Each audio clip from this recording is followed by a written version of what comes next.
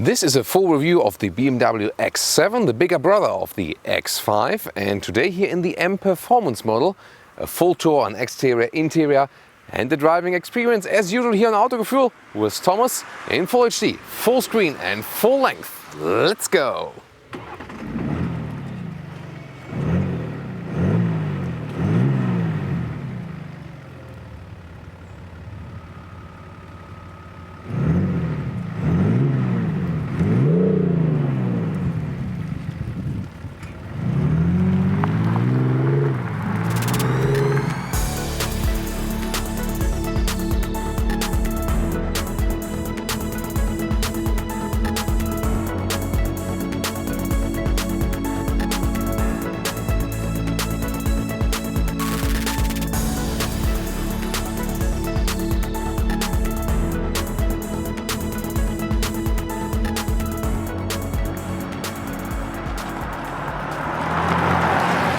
The BMW X7 comes standard with LED headlamps, and there are already those adaptive LED lamps. Option you can get the laser light, which we also have here, then with those blue accentuations. 600 meters of high beam range in Europe, only 300 meters in the US, so far as it is limited by regulations. Here the M Performance model, the M50d, has a sporty accentuations in the lower part with the spoilers right there.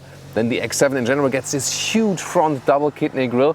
And if you look in close up, then you can see that those vertical fins on the inside are closed. They're just open on demand when the cooling is needed. And of course, really upright, a very strong appearance in the front. And the official papers say that this one here is carbon black metallic as for the color, but you know, from the distance it looks black, but as soon as you approach a little bit closer, or if there's a little bit more light, then it appears bluish. The length is at 5 meters 15, 203 inches, or 16 foot 9. That's 23 centimeters longer than the X5, or 13 centimeters more in wheelbase. And you can see it has a very upright and strong structure in the side profile right here with those. It's really cool when you approach the car, then the mirrors flip out and also the lights are activated already. Here, really upright windows that you have some space on the interior, but it's a little bit inclined. You can see it rather from the rear very soon. Here the M Performance model M50d gets those contrasting mirror caps right there, the M badge, and those are optional 22-inch wheels, and together with the M Performance brake. Really cool. As for the visual setup, we'll see out later how it plays out for the comfort.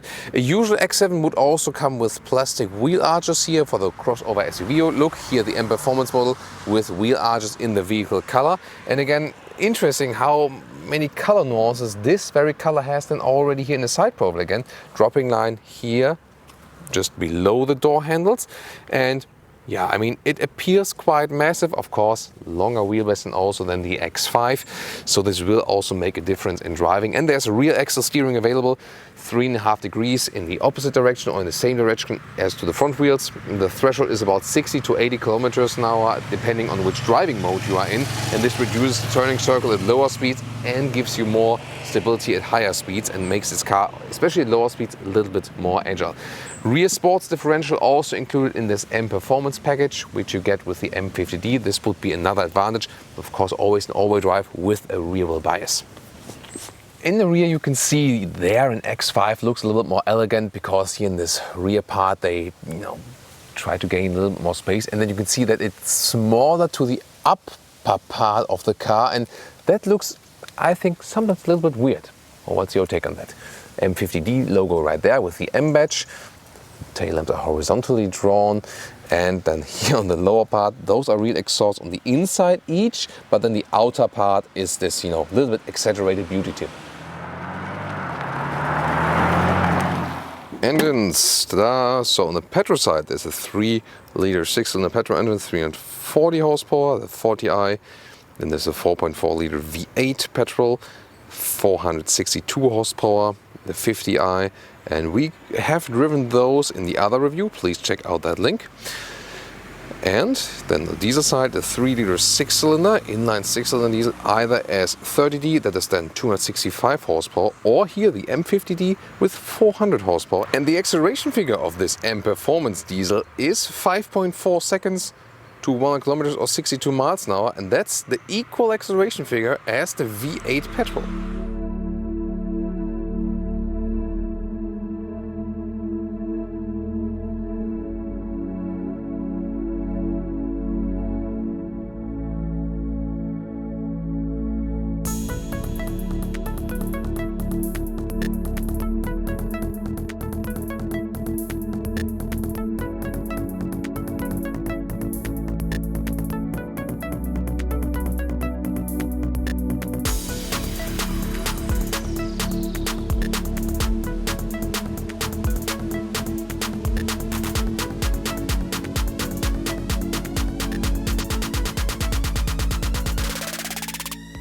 Interior overview, great build quality, everything is wrapped tightly, nice contrast stitches used right there. And then also here the Hofmeister design feature at the ends of the doors, and everything feels very solid here. Matte styling for that one, and this navy interior, or a mix of navy and bright, looks really very fancy and also fits to the exterior color definitely. So great color choices. However, in most markets only animal skin trim for the seats available. It was said that at some point there might also be Sensatec more sustainable leatherette for the X7, which is also available for the X5, especially in the US. We have to see about that and check out how it plays out for different markets. BMW engineers told me that the seats are the same as in the X5, but you have a higher position overall in the vehicle. So that is then somewhat similar, but also a little bit different at the same time. M50d has those special entry badges and also those aluminum pedals, for example.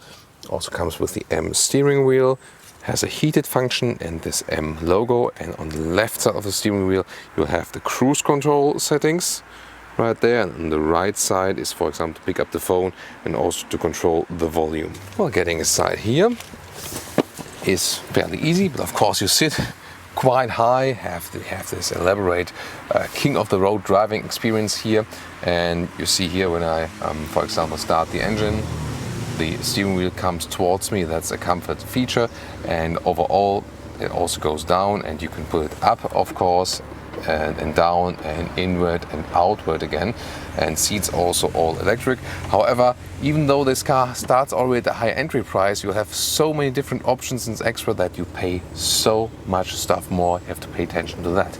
And headroom here with the panoramic roof, which is standard. There's plenty of headroom still left, 1.86 m or 6'1", no problem. And you can open this panoramic roof, and it has really a wide opening both in width and also in the length. And alternatively, if it's really hot, you can also close the shade. Then you have a little bit more protection against the sun, and also, you know, this top seating here, in this case here, is covered in dark blue Alcantara microfiber. This is really beautiful and also one of my favorite features here of this vehicle. And yeah, such a comfortable seating position in the front. Interior overview here, you have two 12.3-inch screens, left and right. This is also all standard as it is. At least this is standard. Then really wrapped tighter also from the materials as for the top dashboard. Big head-up display I can also show you. And the screen, some more details to that, but it's really very well to see because it's quite large. And also the instruments, everything you can see when I turn up the engine. The steering wheel has a good size, also some shifting pedals here if you like them, so shift down and shift up. That can also be quite fun and sporty. Then a separate climate unit still here, you can control it while driving. And you can also use the voice input either with the button on the steering wheel or saying, "Hey BMW, please drive me to Berlin." All right. Our next destination is Berlin. So like GPS input works, or if the engine is running, then you can also have, for example, "Hey BMW." Maybe it takes time to calculate, you know. "Hey BMW." Yeah, okay, some more time, but let's go back to the menu. Then, "Hey BMW, set temperature to 22 degrees. Okay. I set the temperature on 22 degrees Celsius. And this, of course, pretty helpful. Lower part, then still a normal volume knob, metal knurling around, some hotkeys, and then this lower area, you can also get matte wood interior inlets. By the way, this one here, like this glossy wood, but bright. That's also been cool. Then, inductive charging pad for your smartphone. Since you have the wireless CarPlay, it makes sense. USB-A device, adaptive cup holders, they can be cooled and heated actually. That's pretty fancy. And this crystal gear shifting knob together with the controller where you can still control the touchscreen from lower part here. That's helpful while driving. And air suspension goes up 4 centimeters and down 4 centimeters, so over a span of 8 centimeters. Might be good for some off-road situations and so on. And then there's this middle armrest which flips open and some more space underneath, together with another USB-C device. Here now deals to the screen. When you take a look at the map, you can very well see it, and it's also quite responsive, and I really like the GPS software BMW has on there. Usually that was always the most flawless ones when we are on those events. Car settings, that's also very interesting when they have the driving information as for the fuel consumption, or also sports displays, or this X view where you can see like a compass or something. Either normal Bluetooth connection, or you can have the Apple Carplay, and I'm going to actually deactivate the flight mode here, and you can also see that it's actually just wireless, and that's of course pretty cool. No Android Auto yet for the BMW cars, so here we go now with the shortcut to the Apple CarPlay, and sound of this Bowers & Wilkins system is really very nice. 3D sound all around the vehicle, really like that. And this is then the CarPlay integration with this newest software also, iOS, and I would really recommend you to deactivate background updates on your iPhone when you have this new system. Otherwise, it will drive you nuts. We had that recently in the Mercedes, and then the Apple CarPlay was very slow. And when I deactivate the background updates, then it's all back again, and you can work with that very well. So that's a tip from me. You see here, this integration is very well done, and you can always go back to the normal BMW infotainment system. And very elaborate is this rear view camera, has a great resolution, and also this drone view from above if you want it. There's the reversing assistant available if you want that option, that you go back automatically when you went in some narrow stuff. And it also adapts here with the helping lines if you turn the steering wheel. And when the engine is running, you can see here in those digital instruments that the RPMs go counterclockwise actually, and in the middle you can have the GPS view. That's the reason for the counterclockwise, because you have then space on the middle part. And by the way, this top part there, it checks you out that you are not tired, and then suggests those brakes and so on. So yeah, you're a little bit spied on by your own car. And with the head-up display, you can see the current speed, the allowed speed, and also some GPS directions. There will also be some, like let's say, map schematics when you are approaching the next intersection and so on, and really helpful feature. And very elegant is this normal back mirror here, frameless, classy, and you can have a good view. And this is the car key. You have this computer key, but you can also get a normal one. You can close and open the doors, or check it out if they're actually closed or open. You can see the fuel rate and so on. For the independent heating it might make sense or something, but other than that it's of course also big and heavy.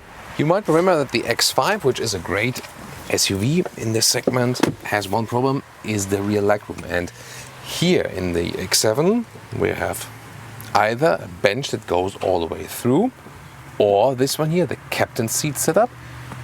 You have in general 9 centimeters more legroom right here. However, considering the length of the vehicle, and you look at the legroom you have here, of course it's plenty, there's no problem for tall adults, but still the package of this car is not good. So if you consider the exterior length versus the interior space you have.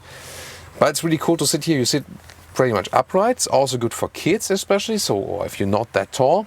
However, if you are tall, you still have enough room left. Here, special cushion right there, so soft, so comfortable, and they do cover it in microfiber or Alcantara here. The reason is that one has direct skin contact, and then of course the animal skin is not that good because it's cold and slick, and this one here is definitely cozier.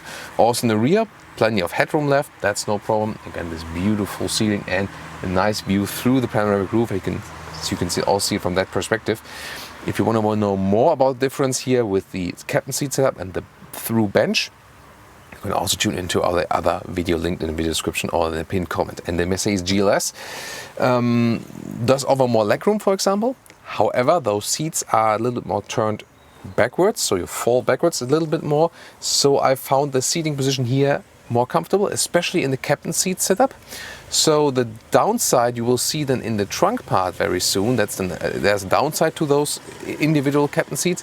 However, the upside is you have such an exclusive, free and cool seating position here in the front. And this is also something special. Depends on how you will use the car.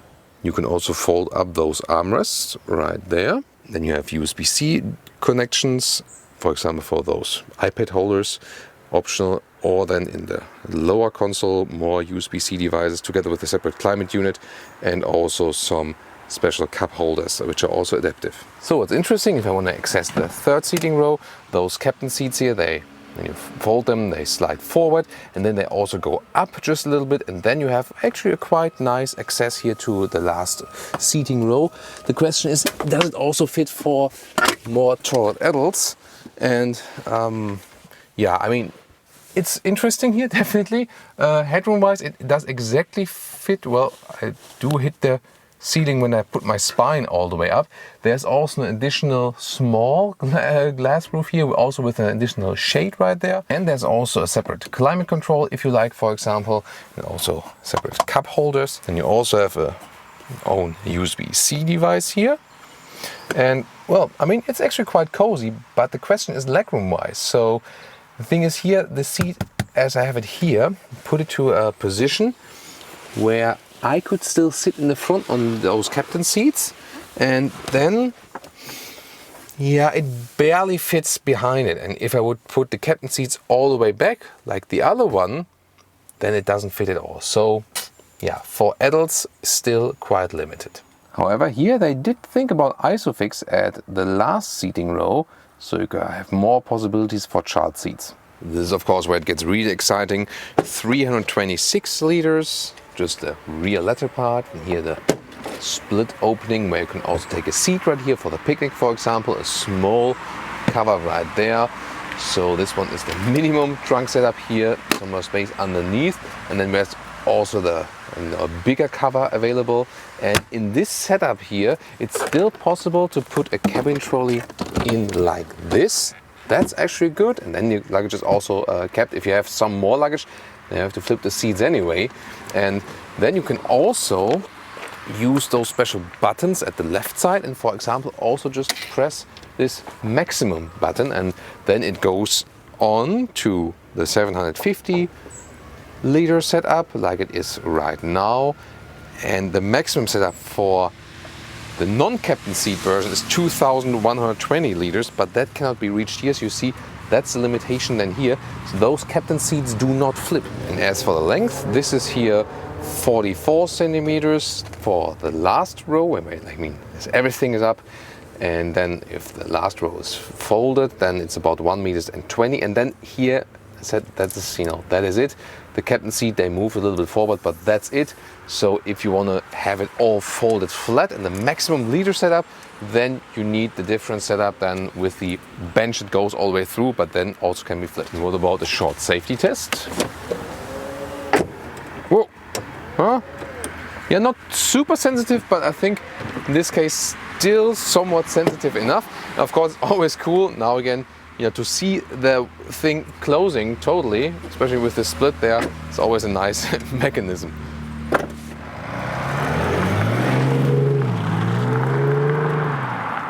Welcome to Thomas's Driving Lounge with the BMW X7, here today in the M Performance model M50d.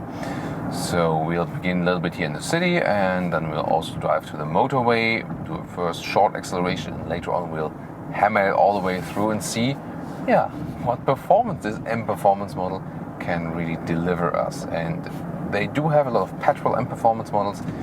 In this case then the diesel M Performance model, which they for example also offer for other vehicle segments, that they go for an M Performance diesel.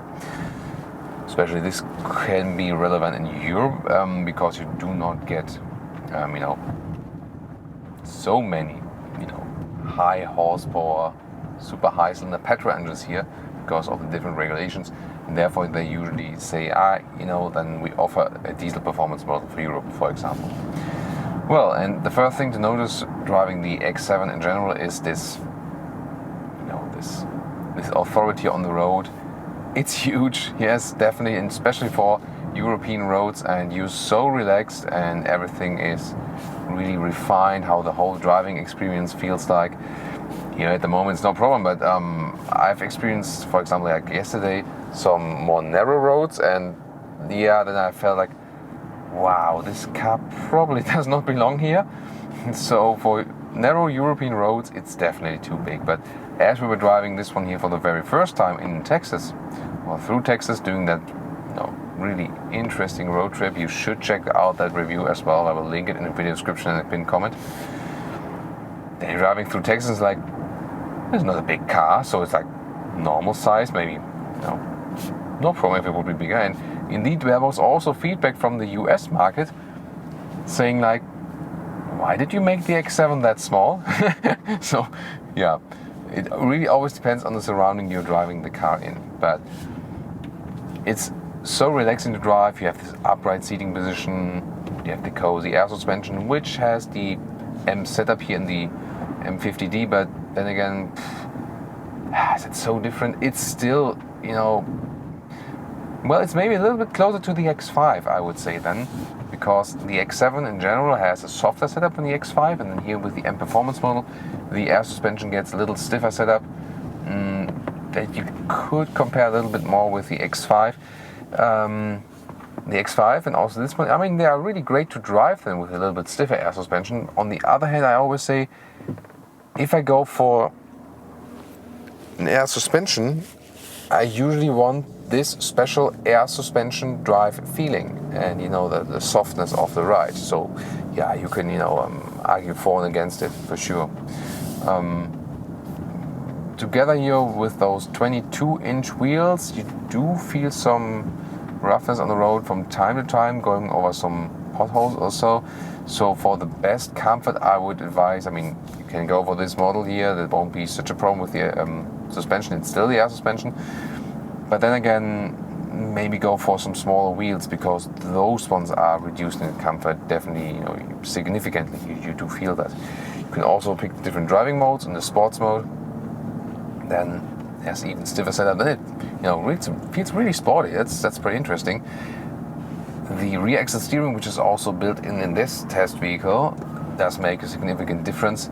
It's 3.5 degrees in parallel direction or in opposite direction than the front wheels from the rear axle, and that actually changes. Lower speeds, it's the opposite. Higher speeds in parallel direction to give you some stability, and it changes in the comfort mode at about 60, and in the sports mode about 80 kilometers an hour. So yeah, that's approximately like this range then. So it's interesting that they also adapt the switch over as for the driving mode. Pretty cool, definitely. Well, I mean, it's such a cozy ride still. I would go for small wheels then, and even maybe just with normal air suspension, not with the one in the M Performance model, that you can enjoy the soft ride even more. Because yeah, I mean, now like the road is really getting rough, and then you sometimes feel, that could feel better indeed if the air suspension wouldn't be a little bit stiffer and also the wheels wouldn't be that large. So if you go for this car, you probably also prefer that. By the way, noise insulation wise, somewhere in the front dashboard there's like, I'm not sure if you can pick that up on the camera. You won't hear it at high speeds because wind noise will pick up a little bit. You won't hear it when you play music, but when you're really silent. And the thing is, this car is very silent as for the noise insulation from the outside and from the engine and so on, that you hardly hear anything. And whoa, they blocked the road here. What the hell is happening? Haven't seen that coming, but the turning circle is definitely a little bit smaller here with the rear axle steering. Yet again, this wouldn't have worked properly. But 3.5 degrees then, as I said, opposite direction, and this really helps to make the car feel more agile. So that's pretty cool. So it feels then a little bit smaller than it is, taking a shorter wheelbase. So you can still drive this somewhat sporty, however you still do feel the weight. In comparison to the X5, yeah, the X5 feels more agile. You just have less length, less wheelbase. So this definitely increases the driving fun. But it's not that it would say you don't resemble the driving feeling somehow, because I mean, they still have, you know, something in common, definitely, you know. So a lot of things are actually same building type and so on, but of course wheelbase is shorter and so on. So there are some differences, but there are also something that both cars have in common. We also know the all-new Mercedes GLS and also have driven that one. The X7 is a little bit more fun, a little bit sporty to drive. The GLS to me had the softer suspension, which sets more on comfort, so that would be different. And of course, huge differences, as I told you earlier, with the interior setup, especially as for the captain seats, where those ones here are more elaborate, separated captain seats, and the one from the Mercedes GLS are cool, definitely also, but more practical because you can flip them easier, but not as separate as those here, not that upright and so on. You know, over some humps, air suspension is again doing a nice job, keeping it all in comfort. And yeah, when the roads get a little bit more narrow now, you start to think, yeah, again, am I really right here? So that's pretty funny. But here, this M Performance model, you can also drive it calm. The diesel does have actually a nice sound, especially if you go for the sports mode. And I mean, you don't feel like, oh, I'm in the boring diesel or so on. You get this sound actuator sound, a very sonorous sound here in this interior, and that's pretty cool actually. So on this part you don't miss a petrol engine that much actually. But the real question is, you know, what about the performance when we head out to the motorway?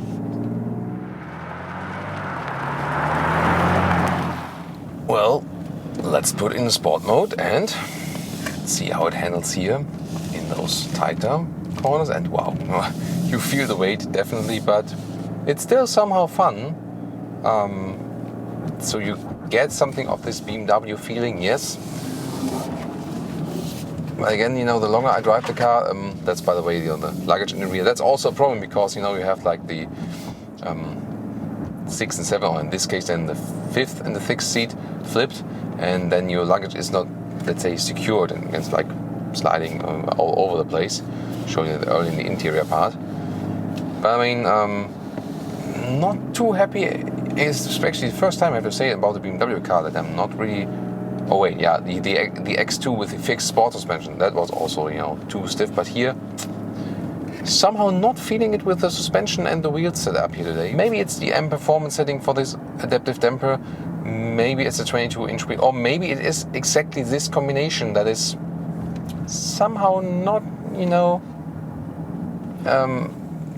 that aligned with the car overall. That might be it. So now some more countryside roads, and wow, this engine is really very powerful. At the same time, so far I was driving it rather, you know, in an eco way. So this is the big advantage for the diesel here.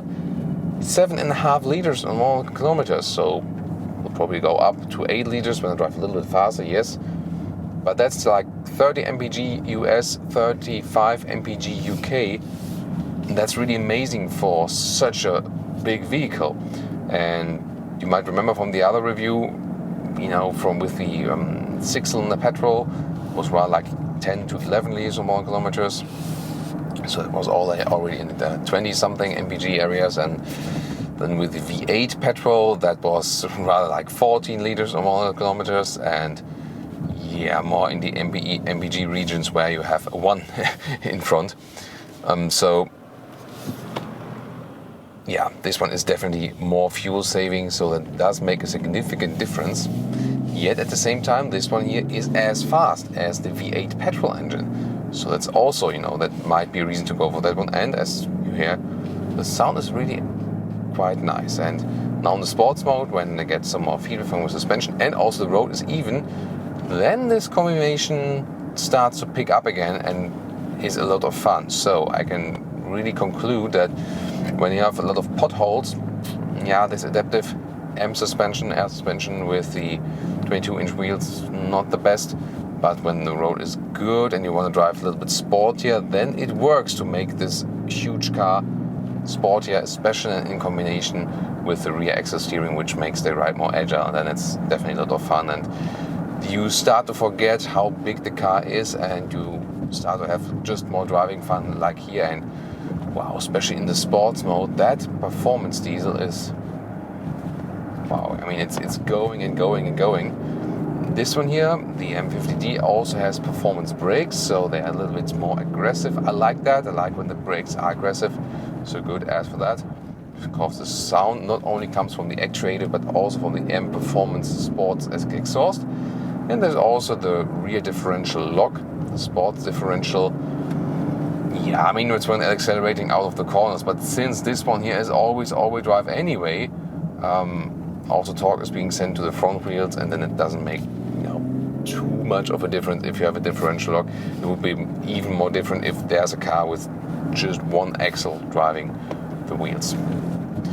Lovely countryside roads right there, and wow, this is now a lot of fun, although it is a big car. But when you are on the brakes and then you go in a corner, then of course you do feel you can defy physics that this car is pushing you to the outside of the corner, but that's no surprise at all. You can enjoy the sound here also with me. Steering gives very good feedback, especially in the sports mode, a little bit stiffer. So now the stop sign recognition, also with an acoustic warning and the visual warning in the head-up display.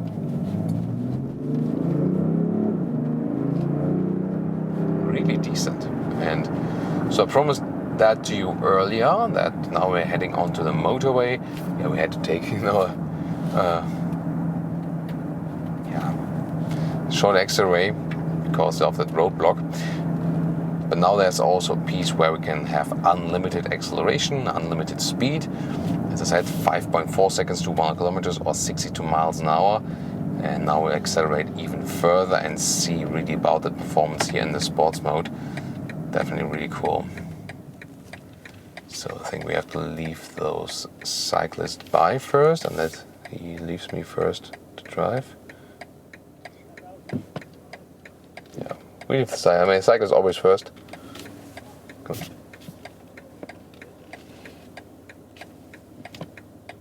Yeah.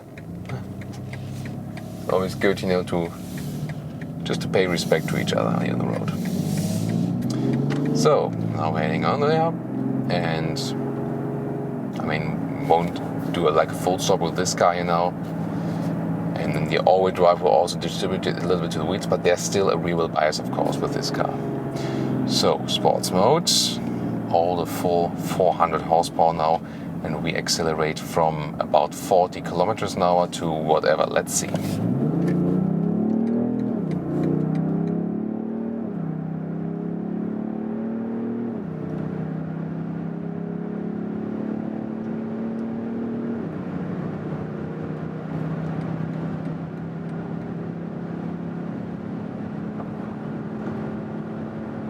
And that's 200 kilometers an hour or 125 miles per hour.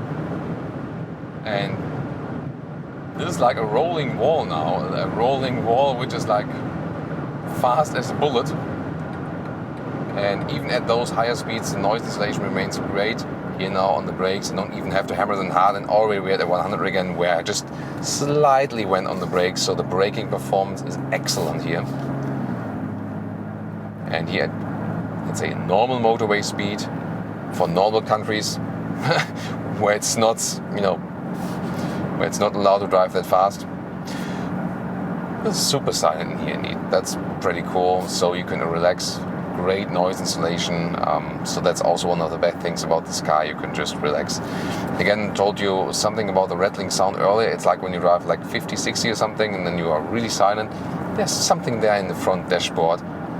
It's with this very car. Maybe it's not with another car. In the other two X7 I've been driving, there was nothing. Maybe it has to do with the diesel combination, that the diesel creates a different vibration, that this one is evoked, or there's something loose, like some plastic piece inside the dashboard is often enough to cause something like that. Oh, now the BMW recognizes the gesture control. Now it's also there, but just slightly, just when you're driving a little bit slower and you're not listening to music, then you do hear it. Now also to a tunnel, you can see how it looks like at night. Head-up display, always great to look at. That does an amazing job. So they're one of the best in the business here with BMW. And the overview in this car is still decent. I mean, it's very big, but has those upright structure, and you exactly see what's going on just all around you. And yeah, I can stress again, I like the setup we had back there in the driving event. A little bit better with the normal suspension, and at some point also not the maximum size wheels. The petrol was, was it more fun to drive? It's a big question. Usually they are, but in this case here, The sound is quite decent. Yeah, from the V8 the sound is of course even cooler. But then again, you can drive this here with low fuel consumption if you like. But it has really massive amounts of power. As I said, comparable to the V8, so you won't have less driving fun than here with the, with the diesel. Overall, however, I do somehow feel that the the inline 6-cylinder petrol engine, that one fits a little bit better to the car, maybe. So yeah, but I mean, you can truly argue for both. So they both have their pros and cons at some point. Here again, the biggest advantage is that you can get the fuel consumption way down as long as you keep it rather steady. If you're using all those 400 horsepower, yeah, then it will also go up, of course. But maybe not as much as with the petrol. And this is also the thing with the diesel, because then it's more efficient.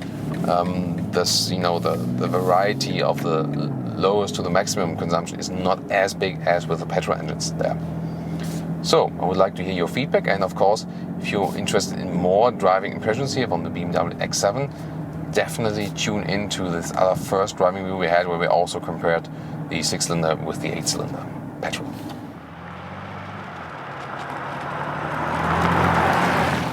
And now to our conclusion for today with the BMW X7, especially here today with the M50d. In general, the X7, yeah, I mean, it's a little bit heavier and not that agile to drive than the X5.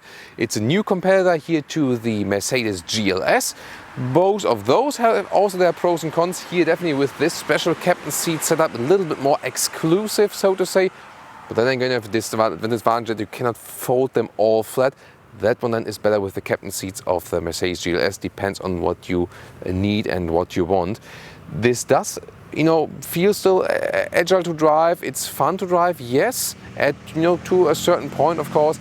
If you should go for the M Performance model, well, I mean, it doesn't differ that much. Then again, this little bit stiffer suspension with the M setup and the 22-inch wheels, as I said earlier in the driving part, was not too pleasing to me today. I think to this car, the normal setup with the softer air suspension and maybe, let's say, 20-inch or maybe maximum 21-inch wheels does fit better to the overall vehicle. So, yeah, I mean, it still was a great ride and very relaxing and refined and so on. But the other two X7 I was driving, in the other review you can find those, I found those, a little bit more convincing. What's cool here with the diesel, that you can get a low fuel consumption for such a big car. The inline 6-cylinder diesels BMW is offering, they are really very good. They are, offering good performance, yet they offer a good fuel economy. So that's definitely the biggest thing about this car. And of course, the range here, more than 800 kilometers of range without refueling. That's another advantage if you compare them to the petrols. The petrols are also powerful, yes. This one here as powerful as the V8 petrol engine, but I think the best combination also for the X5 is, to me, somehow the inline 6-cylinder petrol engine. You somehow feel it fits best to the car overall. Interior space, well, they don't use the space they have, let's say, because everything is also quite voluminous on the inside. So there are other cars which are way smaller, which also have decent space on the interior. But of course, here you have more than enough space and you're quite flexible. So it's a very exclusive riding experience, especially also for the passengers in the rear. Of course, more sustainable materials are lacking, especially for the interior. What's your opinion on this very car and also the variant we tested here today? Tune into the other reviews of the X7 and also see you next time. Thank you so much for being with us here today.